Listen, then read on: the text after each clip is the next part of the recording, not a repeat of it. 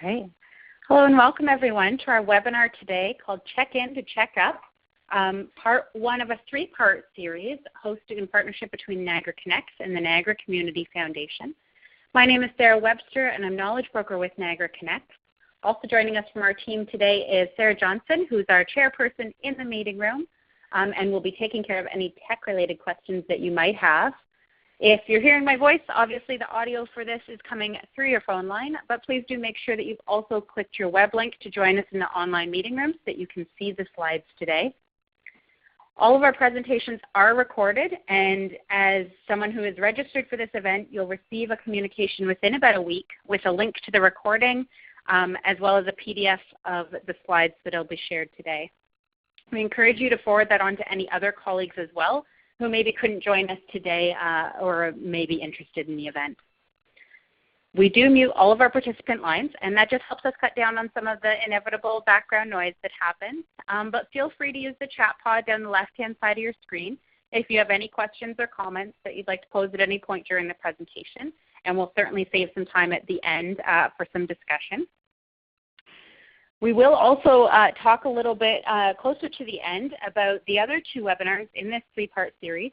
Our first one today is on board governance, but we also have a webinar in December on finances and fundraising, and a third webinar in January around staff and volunteers. So we'll hear a bit more about those later as well.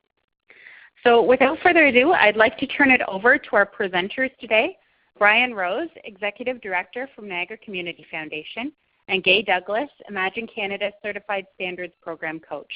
Brian, I believe it's over to you. Great. Thank you very much, Sarah. Good afternoon, everyone. I'm Brian Rose. I'm the Executive Director of the Niagara Community Foundation. We're thrilled to have so many people online with us today for our first part of our three-part webinar series as part of our Governance Partners program. A little later, I'll be introducing you to our superstar colleague, Gay Douglas, the GPP coordinator. For today, we're just going to run down, here's what we're going to do a little bit today before we have some conversation and answer any questions. So I would like to do just a brief intro about the foundation and about our Center of Excellence, go through the Governance Partner Program, what the GAP tools are, the analysis tools that are, the standards that Gay will be talking about later on, and obviously governance standards.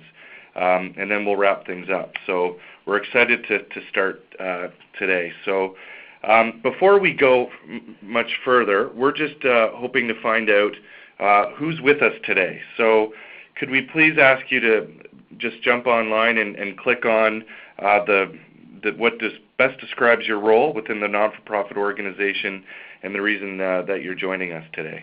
So if you could click on and then hit submit, that'd be great. And technology will take over.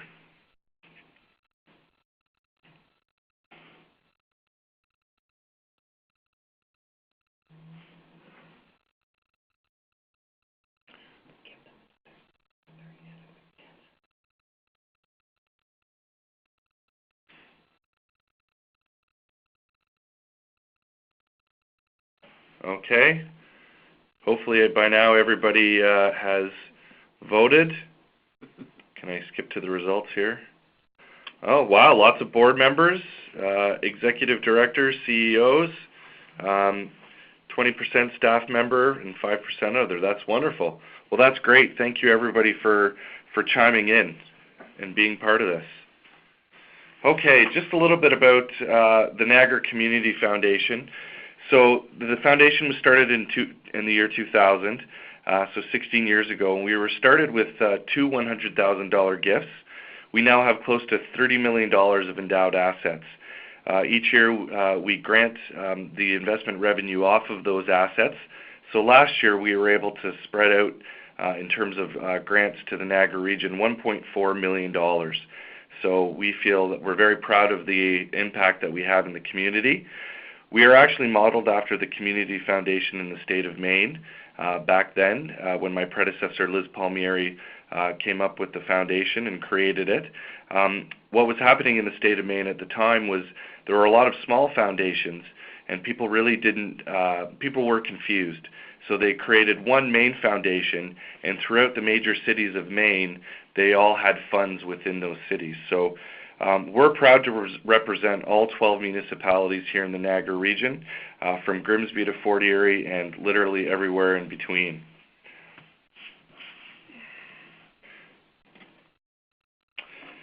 So the Center of Excellence in Nonprofit Governance. So this was launched in 2016. We all know governance in the nonprofit sector continues to be a challenge. There is training available, but from a variety of providers, and it's sometimes hard to source and hard to really know what the best practices out there are there. Budgets for professional development and organizational development is limited. As we know, organizations are aware they need help, but they don't necessarily have time. It often falls not just to the back burner, but sometimes off the whole stovetop. So we created the Center of Excellence in Nonprofit Governance as a resource for all non-for-profit organizations in the Niagara region and beyond, to anybody that's interested. And this webinar series is a prime example of that.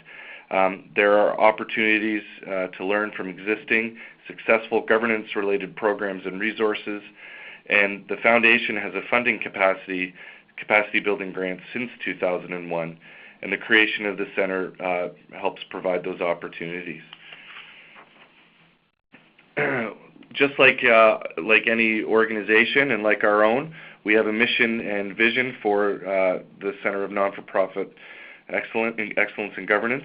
So our vision, a stronger non-for-profit sector in Niagara, and our mission, to increase the efficiency and effectiveness of Niagara-based charities by providing financial support, advice, and capacity building to foster the environmental, social, cultural, and economic sustainability of the community. So pretty straightforward there. So we have a couple of links that we encourage you to check up on at a later date, and I think they're going to be put in the chat section for you to click on. So we already have the Center of Excellence offers a number of resources to non-for-profits. The Niagara Knowledge Exchange is obviously is key here. We have governance professional development, where there are PD opportunities on the Knowledge Exchange community calendar. This includes opportunities in Niagara and the GTA, etc. We have capacity building grants for marketing, board development, website enhancement, and also fundraising tools, initiatives like the Foundation's Legacy Partners program. And of course, our newest program, the Governance Partner program. So the GPP is a new program where a consultant works with charities to improve governance practices to align with the Imagine Canada standards. Again, please check out the Imagine Canada website that has all of the standards there. It's something you can come back and reference to. With the knowledge that many organizations struggle with board governance, the Foundation has invested in creating the Governance Partners program. So what we've done fairly recently is contracted with 3 local consultants who have many years in the philanthropic sector, upwards of 100 between the 3 of them. They've supported their own knowledge and training at Imagine Canada, and they've become certified standards program coaches, first of 20 in Canada. So they work in the governance, and everybody knows that it is a challenge. So we've created an assessment tool to identify an organization's governance strengths and the area for improvement. And then once again, this is all based on the Imagine Canada standards. So what we hope everybody can do is that you can go onto the Foundation website, and this assessment tool needs to be completed by their full board and senior staff, or board chair and senior staff. This ensures that there's a balanced perspective between board and staff when filling out the assessment. The agency can then use that on their own and work on the gaps that they've identified, or they can work with one of the Foundation's 3 consultants that we have. If you use one of the Niagara Community Foundation consultants, one of our GPP consultants, the foundation can grant up to 50% to cover the cost of that. So whether or not you decide to access a consultant using the gap analysis tool, that's an important piece. So here are our three wonderful consultants, Rosanna Toms, Lynn Russo, and Gay Douglas. They are also the three individuals that will be doing our webinar series. And now I'd like to pass things over to my colleague Gay Douglas. Gay is our Governance Partner Program Coordinator. She has an extensive background in the philanthropic sector, spanning more than 30 years as a board volunteer, executive director, adult educator, and entrepreneur. Her expertise and passion is about the importance of strong governance in the not-for-profit sector. She's a natural leader and a tremendous facilitator, and here at the Foundation, we're truly fortunate to have her at the helm of the GPP. Ladies and gentlemen, Gay Douglas. Thank you so much. All those nice comments, Brian. I really appreciate it. Hello, everyone. We're really delighted you're here with us today. We wish we could see you, and we wish you could see us. But we're going to continue on with a little more information about this exciting new program that is available to any registered charity in the Niagara region. And before we go any further, once again, we're going to ask you to pause for a moment and take a very quick poll, which will give us some very important information about how deep we need to go into describing the Imagine Canada standards. So on your screen now, you see another quick poll, and the question is, how familiar are you with the Imagine Canada Standards program? So you have a number of options here, and we will give you 20 or 30 seconds to click on the answer which fits your profile.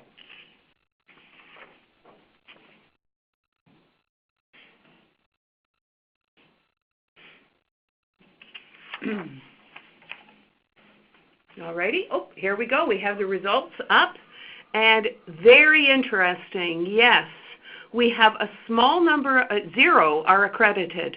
So no one on the call today actually are accredited Imagine Canada Standards folks. But we have 9% that are saying that they are quite aware of it. You can't, no, quite aware of it is 46%, and not at all isn't coming up. I'm thinking those bars, I think we have a technical issue. It's hard to read because we have a couple of gaps in that chart. Believe me, folks, we will let you know what the results are once you receive the PDF, but we only have 3 bars up, so it's difficult to understand. Yeah, Gay, if I can just jump in here, I can't see the percentages, but on the right-hand side I can see that 0 are accredited, 4 are quite or aware of the program, 20 are not very aware, have heard of it but haven't done anything, and then 19 people not at all. Thank you, Sarah. I appreciate that analysis. So that tells us that most folks on the call are not familiar, so that's good to know as we move forward. Thank you very much. Next slide. Alrighty, so a little more about the Governance Partners Program and why we have used the Imagine Canada Standards as the heart of this new program. It is a set of statements of best practices. There are actually 73 standards covering 5 functional areas of how board, in association with their staff, operate and function. So these are very practical standards. They cover one of 5, all of the standards cover one of these 5 areas, either board governance, which is the focus of today's webinar, financial accountability and transparency, and fundraising, which will be the focus of our next webinar, and staff and volunteer management, which will be the focus of the 3rd webinar. So the standards programs were designed to guide and develop the practices of anyone who wishes to visit the website at Imagine Canada and identify exactly where their organization ranks in terms of these best practices. Because these are such a powerful and consistent set of practices across most not-for-profit organizations, it was chosen to be created to create the gap analysis tool. I know that many organizations struggle to know where to start in terms of their governance and leadership in an organization. So this gap analysis tool is designed for you to use to identify where your strengths are as a board and as including your staff team, and where you may want to spend some time in developing some new performance measures. Many people have been using these standards since they were created to bolster trust among stakeholders, to also become accredited so that they can use the Imagine Canada logo on their website and on their print materials. Folks who end up with accreditation from Imagine Canada, such as the Niagara Community Foundation, I must say, are seen as leaders in the community because they do meet all of the standards. But overall, the best purpose of these standards is how transferable and practical and implementable they are in any not-for-profit organization, simply to help you perform your jobs more effectively and for overall function of the organization. So back to our gap analysis tool. Because we're having a small technical issue and we're not able to take you to this particular spot, I'm going to tell you what you might see. That on the Niagara Community Foundation website, you will find a special portion under Information for Charities that is called the Governance Partners Program. And within that page is the gap analysis tool. And if you take a look at that particular part of the website, you will see that the Foundation has created 3 different Excel forms based on the 73 standards of the Imagine Canada standards, and you can choose one of those files based on the size of your organization. You'll see there's 3 different sizes of organizations here. You can choose the one that best fits your organization, and as a board and staff team, so either the entire board and your lead staff person, the CEO or executive director, or the chair of the board and the executive director should go through the gap analysis tool answering the questions. That ensures we have a balanced approach to perception from both the board and the staff point of view.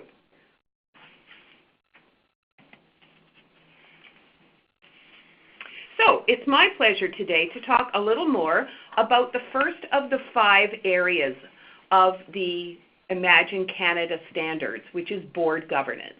And so we're going to look at the 3 subcategories that are on the Imagine Canada website and look a little more deeply at board leadership, board oversight, and board policies and processes. Now there's 24 standards. I am not going to read them to you, but what I will be doing is giving you some samples from each of the subcategories and then talking about why they may be important to your organization if you indeed choose to go through the gap analysis tool.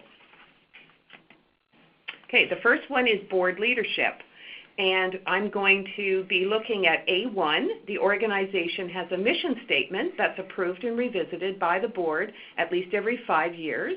And A2, excuse me, which is the board is responsible for approving a strategic plan and has a process in place to evaluate the plan's progress and priorities. So why do these things matter? Let's talk for a moment about A1. The organization has a mission statement.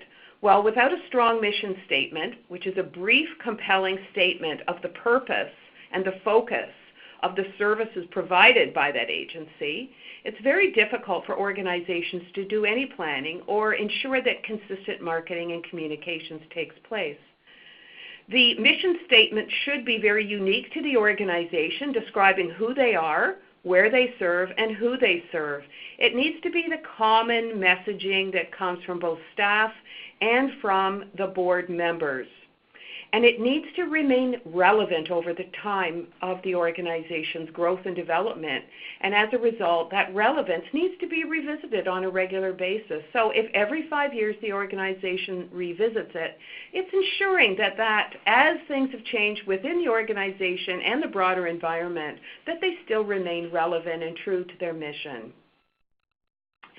The major importance of the mission statement is it serves as a foundational document and also a major checkpoint for all major planning decisions. So that's why it's so key that it remains current and relevant. Moving on to the importance of a strategic plan. Perhaps it goes without saying that if you fail to plan, you plan to fail. So without an overall strategic document that both staff and board can follow, organizations run the risk of moving in directions which may not be a priority for them or guessing what the next step should be instead of being strategically prepared to move only in particular directions. You know, we only have 24 hours in any day, so it really is a question of determining what is most important to the organization, and that way that strategic plan fulfills that function. Okay, the next subcategory under board governance and the standards is board oversight. And A4 is the most senior staff person reports to the board, has a detailed job description or terms of reference, has an annual performance objective set out, and annual performance review. So let's look at that particular standard and why it matters. Well, that ensures clear roles and responsibilities of the senior staff vis-a-vis the board and other staff. It's also going to be easier for a board to recruit someone if they have this kind of feature in place. They are going to attract a new executive director who knows that there will be certain accountabilities and performance standards in place, and also that they'll have an opportunity to express their experience of their job on a regular basis through a performance review, be able to identify their own performance challenges, training needs, and that sort of thing. So that's a very important standard for organizations to embrace. The second one is A7, which is the organization has a process to identify its major strategic and operational risk. So risk management has become a very important standard for boards and for organizations as a whole. So by having a clear risk management strategy, whether the board has a risk management committee or whether that focus may be transferred as a part of the role of the executive director and come together, is a critical piece in terms of planning for the future and reducing the organization's risk in terms of everything from finances, public perception, chance of any litigation against them. So that's board oversight, 2 examples. Finally, my last slide is board policies and processes, another key piece of the subcategory of board governance that's included in the standards. So let's look at A12, A21, and A23. So A12 is that the organization has conflict of interest policies that provide for disclosure, review, and decision on any actual or perceived conflict of interest. And we know from the public perception that whether or not there is a conflict of interest or that individuals may be putting their own needs above those of the organization, that perception is as strong as reality. And so it's really important that organizations counter anything that may be perceived as a conflict of interest. So they're suggesting that policies and full disclosure take place. So as board members take on their roles or on a regular basis, the disclosure of where they may have conflicts of interest. At the beginning of each board meeting, often an organization will have a statement of conflict of interest and ask the board to actually disclose if they may have a conflict of interest. And that's all about ensuring that there is one focus for everyone's activities, and that is the good of the organization, not their own good. The next standard we're going to look at under board policies and processes is A21. The board has a process to annually review plans for succession.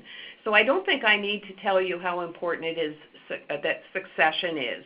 that we cannot count on good, strong board members naturally coming forward to an organization, that often it takes a considerable amount of work and research to find busy, committed, talented people to serve on our boards. So it's important that organizations have a process or a policy about how they do that.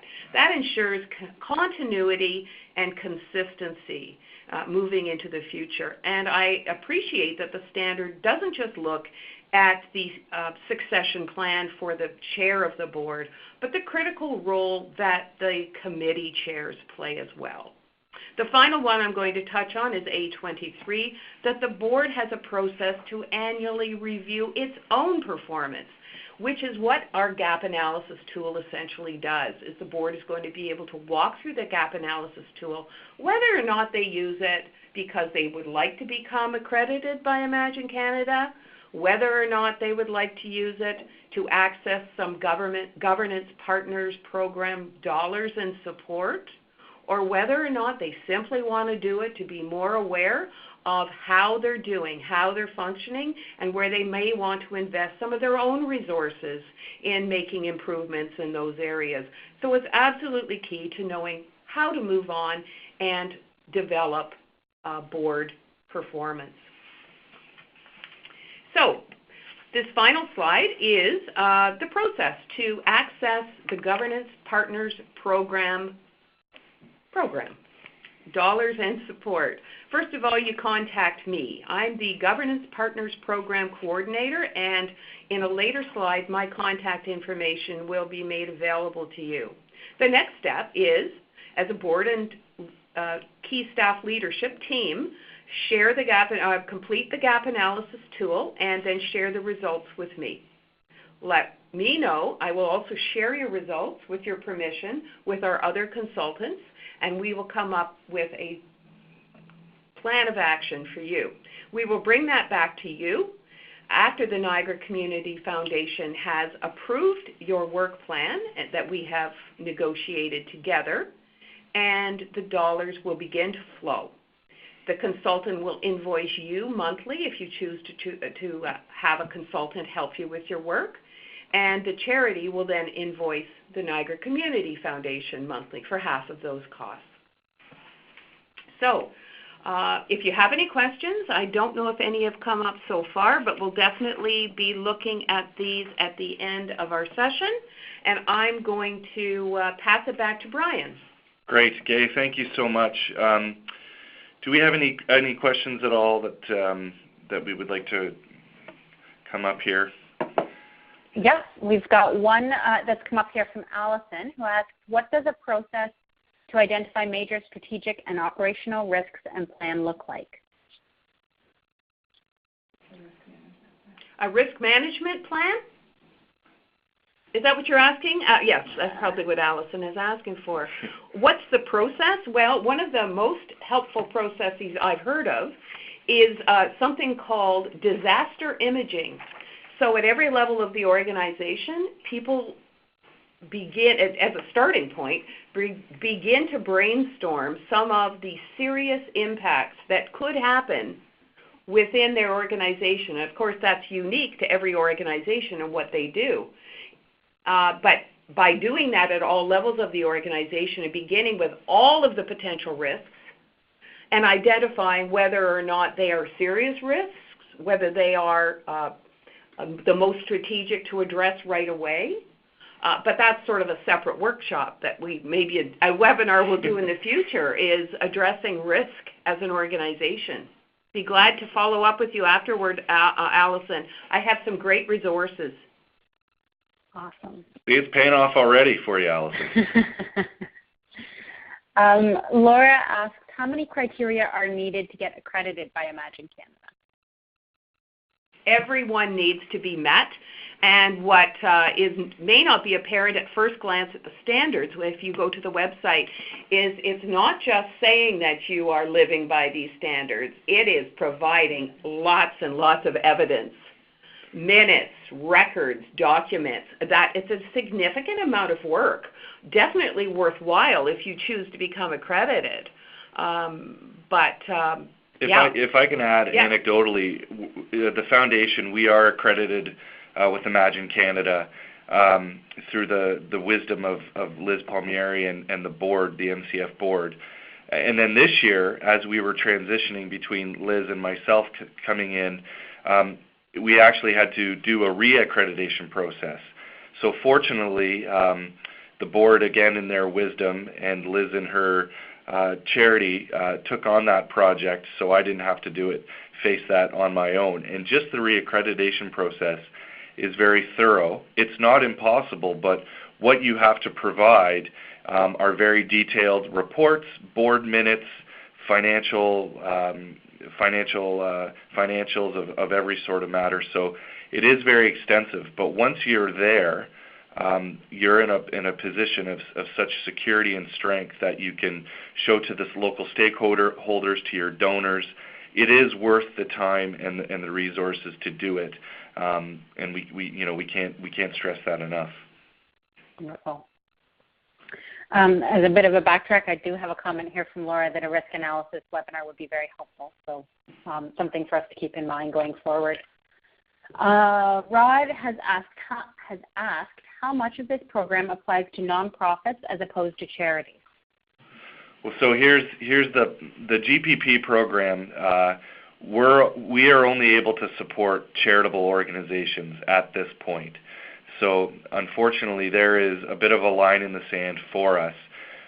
We are only able to grant, by virtue of our bylaws, to charitable organizations. So unfortunately, for non-for-profits, we do certainly respect all the work that you do. But at this point, that's where we are, only charitable organizations at this point. However, oh, sorry. if a number of nonprofits can join together under the leadership of a charitable organization. Correct, yeah. Sorry, thank you. They can apply as a body.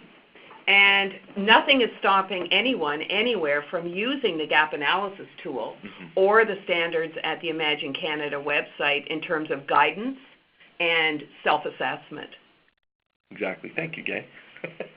Awesome. Kirk has asked, how long is accreditation valid? What's the renewal process? 3 years, thanks to Lynn Russo. It's 3 years you're accredited, and then you have to go through the process for reaccreditation again. So it's very current. And is it the entire process then, from top to bottom? No, the reaccreditation process is not nearly as strict and involved as the accreditation process is. So in many ways, it is a bit of a checkup, but you are still providing a lot of current information to Imagine Canada to ensure that you're fulfilling the obligations that they force you to. Great. Lise asks, how many hours would accreditation take? Is this amount reduced for level 1 with 5 FTE and under 2 mil? Could I clarify?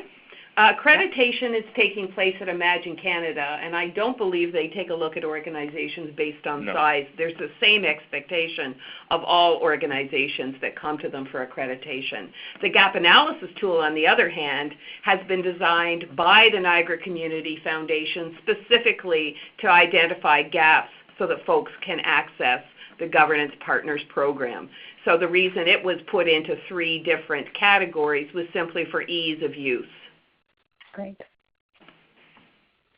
And Lise, please let us know if that hasn't helped clarify. Ron has asked, what are the fees associated with this process? In terms of the Governance Partners Program, if you were to engage in working with one of our 3 Dynamite consultants, we sort of average that it's about a $5,000 process. However, and so the foundation would grant half of that. So upwards of $2,500 the foundation would cover, and then your organization would be responsible for the other half. But it's totally dependent on the plan and the budget that the organization puts together along with the consultant. Great. Bob has asked, is this process similar to other quality programs? say what you do what you say, and prove it? No, I think it's more of a developmental program where we are identifying gaps and strengths of an organization so that the board and the organization as a whole can put and invest in where the improvements may have the most payback. Did that answer your question? Bob, let us know if it didn't. Yes. Yes, perfect. There may be some confusion because our gap analysis tool is so strongly tied to Imagine Canada standards. It's been even a challenge for us to differentiate that the gap analysis tool, while it's based on the standards with their full approval and knowledge, is not the accreditation process of Imagine Canada. So we really invite you to visit their website, identify if it's for you, the accreditation process. There's more than 200 agencies now Canada-wide that are accredited, and there is great value in that. Or perhaps to help develop your organization and your board and your governance practices to the point that you may be ready to pursue accreditation through Imagine Canada, this program can help. The GPP can help. Jolenta, I see that your hand is raised in the room, so please do use the chat pod to put forward your question, or alternatively, you can unmute your phone line if you'd like to ask your question verbally by pressing *7. And I'd like to just pause for a minute. If there's anyone on the phone who'd like to unmute your phone line and make any questions or comments, you can do so as well.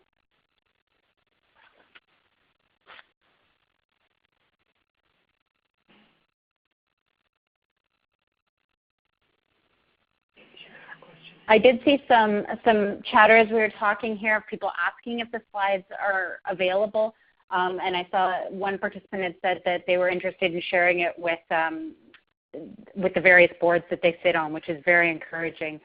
I'd be interested to know, for those who participated today, I think it's in that poll at the beginning, this whole process was fairly new to people on the phone. So are there those that now are considering engaging either the Governance Partners Program or looking into the Imagine Canada standards? I'd be interested to hear from you. Allison has said she's really impressed with the gap analysis tool. Fantastic. And yes, from Laura.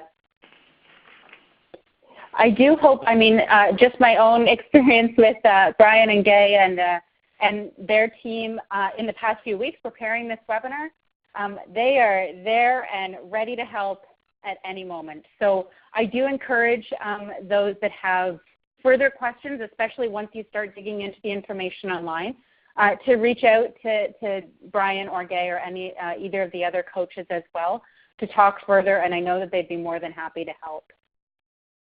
Yeah, I see there's one more question from Bob here.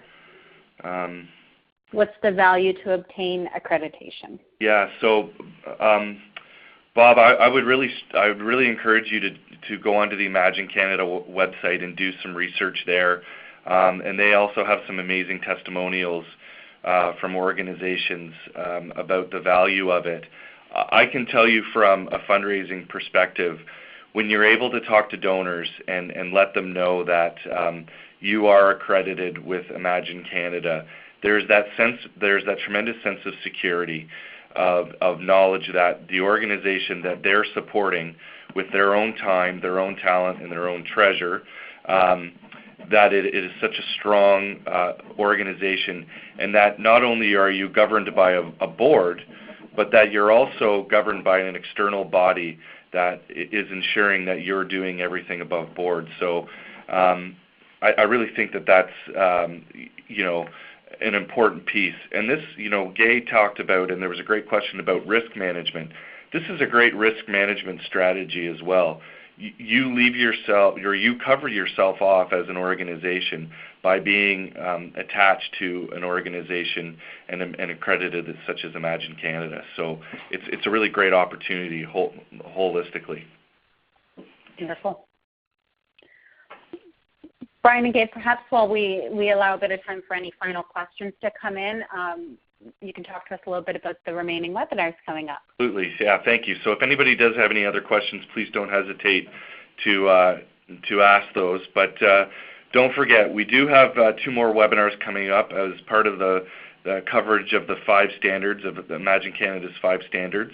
So webinar number 2, we're coming up on December 7th. This is finances and fundraising, and this is going to be held or convened by Lynn Russo. So Wednesday, December 7th at 1 p.m. You can register online as you did for this one, so we're excited about that. We're going to give everybody a little break for the holidays and then come back with our 3rd consultant, Rosanna Toms, for webinar number 3, Working with Staff and Volunteers. And that webinar is Wednesday, January 25th, once again at 1 p.m. Sarah mentioned this, and there's been a lot of questions. Yes, the slide deck will be available as a PDF. It will be emailed to you directly or to whomever in your group if there's a few of you sitting around a computer. So whoever emailed and registered, this will be sent to your email in about a week. And it will also live on the Niagara Connects website, which is a wonderful opportunity. We will also find a spot for it on the Niagara Community Foundation website because we're quite proud of the GPP program and in the webinar series that we're developing here. So, and then just I guess any last questions at all? Just to wrap things up, or Sarah, anything from your perspective? I do have one final question here from Stephanie. How do you bridge the gap between knowing as an ED that this is important but getting the board on the same page? Great question. Oh, that's a good one, Stephanie. Every executive director is nodding their head right now. Yeah. Well done, Stephanie. Different perceptions, right? And perhaps that is one of the key benefits of the gap analysis tool. It is an opportunity for the senior staff to indicate how they would answer that particular question. Is it total, for example, a standard like we do have an annual or we have an ongoing strategic plan that we monitor and follow? The executive director may have a take on that, which may be quite different than the board's. So what I'm encouraging as the results are coming in from this gap analysis tool is what an opportunity for the board and senior staff to have full vital discussions at the board table around what their perceptions were and why they feel as a group that this could be a priority. Because one of the key pieces in the gap analysis tool is not only is this fully in place, partially in place, not in place at all, but is this important to the organization or not important? And so it's about dialogue. It is a tool and a catalyst for conversation. I'm also very impressed at the outset. There are a number of, almost half our group today are board members tuning into this. So our resolve is galvanized, and we're sort of buoyed by the participation of board members taking an active role. And as Gay said, this is, there's a great opportunity to have some conversation. And there are times when, the board might think that things are going great and the ED thinks otherwise, or there are times when the board thinks that the world is coming to an end and it's actually not that bad. So the gap analysis tool is sort of a wonderful opportunity to level the playing field and put a lot of cards on the table for everybody to sit down and take a very hard look at the organization and what you do and where you're going. So that's the gap analysis tool, I think, is step one. Or it might be step 1B. Step 1 was actually participating in a webinar such as this. This could be 1A. So we're gonna wrap things up now, and we're ahead of schedule. How about that? I love it when a plan comes together. Everybody, thank you very much for your time. Just before we sign off, all of our contact information is there on this slide. Please take some time to write it down. If you have any questions, as Sarah alluded to, Gay and I would be thrilled and honored to chat with you. If you had any questions to put a little bit more meat on the bone, as it were. And there's also the contact information and for Niagara Connects. My thanks to Niagara Connects and to Sarah and Sarah. Niagara Connects is a wonderful partner of the Niagara Community Foundation, They made the technical delivery of this webinar happen. Gay and Lynn and Rosanna and I would probably be lost in a room somewhere with GoToWebinar between the four of us trying to figure it out. There may be over 100 years of philanthropic experience between our group plus, but the technical expertise would be lacking considerably. So to our friends and partners at Niagara Connects, thank you. My thanks to Gay for, this is her idea, for kicking this webinar off, and for the tremendous leadership that she shows. And finally, my thanks to all of you for chiming in today, for taking an hour or 45 minutes out of your day. We all know that people are busy and that they have a lot of things to do, and we're grateful for the time that you've spent with us today. So thank you so much. Please don't ever hesitate to reach out to us. The Foundation and the Governance Partner Consultants are here to help. Have a wonderful day, everyone. Thank you. Bye, everybody.